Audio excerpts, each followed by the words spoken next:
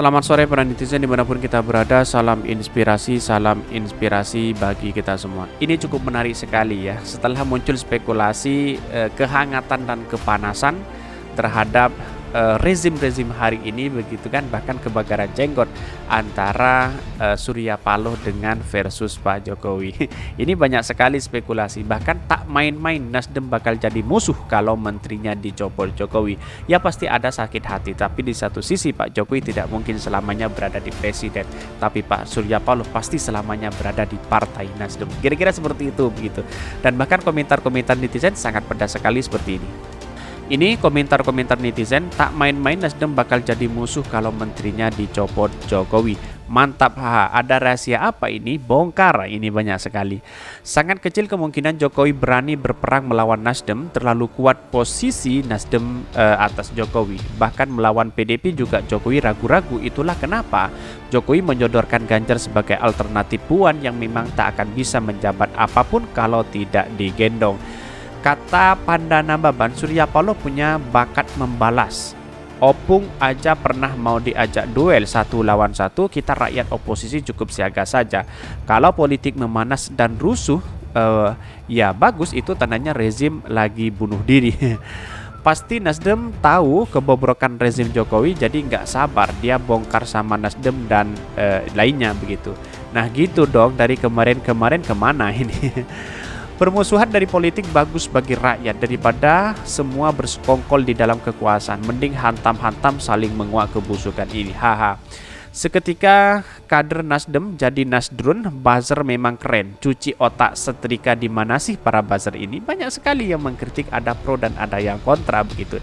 Tetapi inilah bagian dari demokrasi kita yang harus kita hormati bersama-sama begitu kan.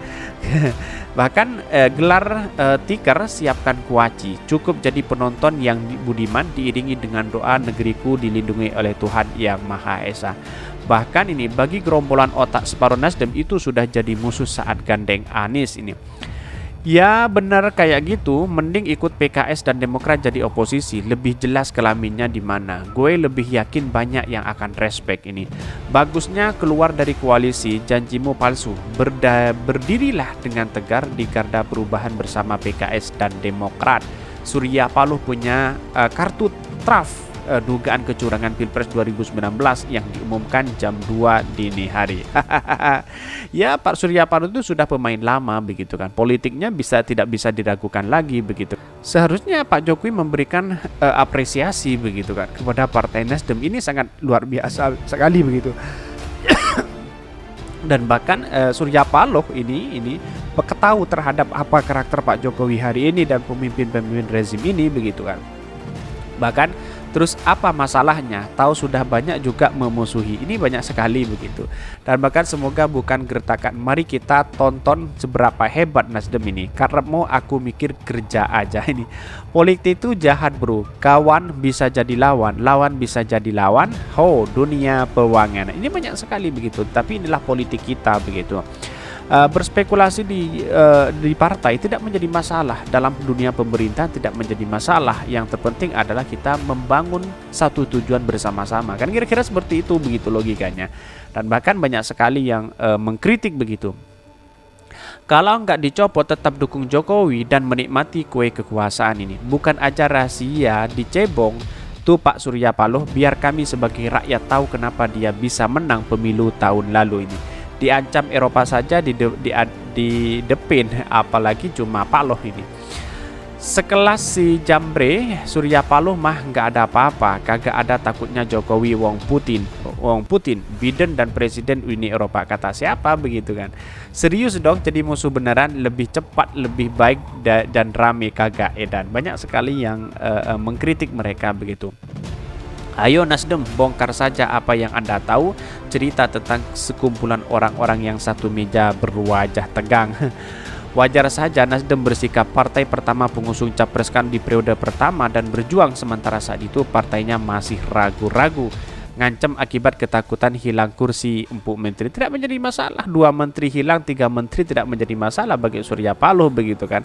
Inilah demokrasi kita. Tetapi mari kita berpikir secara jernih bahwa kita bersama-sama itu berada di naungan NKRI dan demokrasi kita begitu.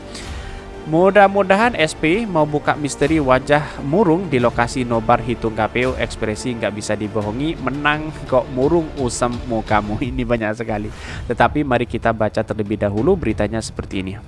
Ini beritanya, tak main-main Nasdem bakal jadi musuh kalau menterinya dicopot. Benarkah seperti itu? Dikutip dari Gelora, isu reshuffle kabinet pemerintahan Jokowi atau Presiden Joko Widodo kembali memanas. Beredar dugaan kalau Jokowi bakal mengocok ulang daftar kabinet dan mengganti menteri dari Partai Nasional Demokrat atau Nasdem. Lantas apa yang akan dilakukan oleh Partai Nasdem? Wacana ini dilihat pengamat politik yaitu Direktur Eksekutif Indonesia Political Institute Karyono Wibowo yang menilai Nasdem akan berubah haluan begitu menterinya dicopot. Karyo menilai Surya Paloh tidak akan diam dengan menjadi oposisi pemerintah mengikuti jejak PKS dan Partai Demokrat. Tentu saja Nasdem akan berubah menjadi partai oposisi terhadap pemerintah, kata Karyono dikutip Warta Ekonomi. Bahkan kalau benar Nasdem menjadi oposisi maka perlawanan Surya Paloh terhadap Jokowi semakin kuat, terlebih setelah mendeklarasikan Anies Baswedan sebagai bakal calon presiden kusungannya. Wow, sangat menarik kalau kita ini ada begitu kan. Dan bahkan apakah benar nanti Pak Jokowi bisa mereshuffle menterinya dari Partai Nasdem begitu? Kalau memang benar dan berani ya silahkan monggo. Tetapi mari kita mulai dari awal bahwa bagaimana Jokowi dengan Surya Paloh hari ini begitu kan, semakin memanas, bahkan lebih panas dibandingkan dengan Ibu Megawati dengan Pak SBY waktu itu begitu. Ini sangat menarik sekali dalam dunia politik begitu. Perlu disimak dalam hal-hal seperti ini begitu kan. Bahkan mungkin Pak Surya Paloh banyak tahu tentang Pilpres 2019, tentang Pak Jokowi dan sebagainya begitu. Sebenarnya Pak Jokowi itu jangan kacang lupa kulitnya begitu, yang mengusung waktu itu begitu kan sebagai Partai Nasdem. Maka sering saya katakan bahwa Pak Jokowi tidak selamanya memimpin negeri kita begitu, negeri Indonesia, tetapi Pak Surya Paloh akan selamanya mendukung Partai Nasdem dan berada di Partai Nasdem. Kira-kira seperti itu begitu. Ada kalanya Pak Jokowi suatu saat nanti membutuhkan Partai Nasdem begitu kan. Kan kira-kira seperti itu begitu kan. Bisa jadi anaknya Pak Jokowi nanti menjadi calon presiden butuh Partai Nasdem begitu kan. Ini yang harus kita lakukan begitu untuk Pak Jokowi. Kalaupun benar Nasdem menjadi oposisi, maka perlawanan Surya Paloh terhadap Jokowi semakin kuat, terlebih setelah mendeklarasikan Anies Baswedan sebagai bakal calon presiden. Kendati begitu, Nasdem sendiri memiliki permasalahan sendiri di dalam partainya, terutama soal elektabilitas partai yang goncang semenjak mendeklarasikan Anies. Ya, bisa dilihat sendiri begitu punya siapa elektabilitas. Sampai kapanpun selama mendukung Anies Baswedan, partai tidak akan bisa naik elektabilitasnya dan popularitasnya dengan akibat survei-survei itu begitu. Tetapi lihatlah di masyarakat pasti akan mendukung kepada Anies Baswedan begitu. Survei kan bisa dibeli elektabilitasnya kan, karena masih dalam bentuk kualitatif begitu, bukan kuantitatif secara real begitu kan. Jika itu terjadi, perlu dikaji apakah akan kenaikan elektabilitas Nasdem. Tapi faktanya, pasca deklarasi Anies justru di internal Nasdem terjadi turbulensi. Meskipun Surya Paloh berusaha untuk mengendalikan perbedaan pandangan politik yang terjadi di internal. Bahkan lebih lanjut, Karyono memprediksi Presiden Jokowi akan melakukan reshuffle kabinet dengan mengambil menteri dari luar partai koalisi kali ini. Menurut saya ada kemungkinan Presiden berusaha memasukkan partai di luar pemerintahan untuk membangun keseimbangan kekuatan, balance of power, pugas Karyono. Bahkan Presiden Joko Widodo tahu Jokowi irit bicara terkait rencana akan melakukan perombakan kabinet atau reshuffle dalam waktu dekat. Hanya bisa tertawa ketika mendengar adanya isu bakal reshuffle menteri dari Partai Nasional Demokrat atau Partai Nasdem. Bahkan ketika ditanya soal itu, awak media, Jokowi hanya tertawa kecil. Menteri Perhubungan Menhub Budi Karya Sumadi, Menko Marves Luhut Binsar Panjaitan, dan Men PUPR Basuki Hadi Muljono juga ikut tertawa mendengarnya. Kemudian awak media kembali menodongkan kisi-kisi menteri yang bakal reshuffle olehnya. Lagi-lagi kepala negara enggan memberikan jawabannya. Dan bahkan dia mengatakan jawab Jokowi sambil meninggalkan para jurnalis.